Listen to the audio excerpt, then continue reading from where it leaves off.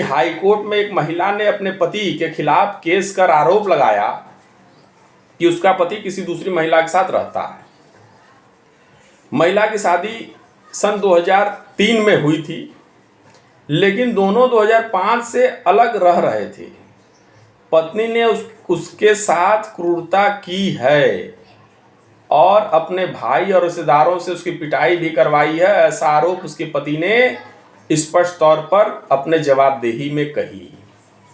इस मामले में केस करने वाली पत्नी ने पति पर आरोप लगाया कि उसके घर वालों ने उनकी शादी, मतलब जो पत्नी की शादी हुई थी, वह बहुत ही भव्य तरीके से हुई थी। इसके बावजूद पति ने उसके परिवार से कई तरीके की डिमांड की।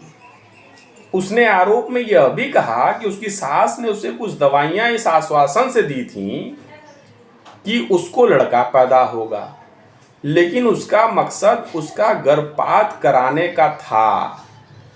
हालांकि दोनों पति पत्नी को 2 बेटे पैदा हुए। अदालत ने ऐसा फैसला क्यों सुनाया?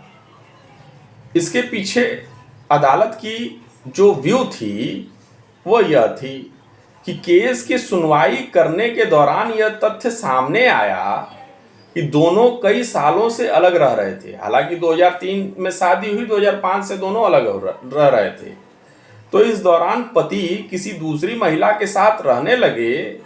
तो ऐसे में दिल्ली हाई कोर्ट ने फैसला सुनाया कि यदि कोई जोड़ा, यानी जहां कोई पति पत्नी लंबे समय तक एक दूसरे के साथ नहीं रहते हैं और उन दोनों के फिर से मिलने की कोई संभावना नहीं है, यानी कोई ऐसी व्यवस्था नहीं कि जहां यह जोड़े फिर से आपस में मिलने की व्यवस्था कर सकें, तो ऐसे हालात में पति को किसी अन्य महिला के साथ सुकून और शांति में प्राप्ति होती है।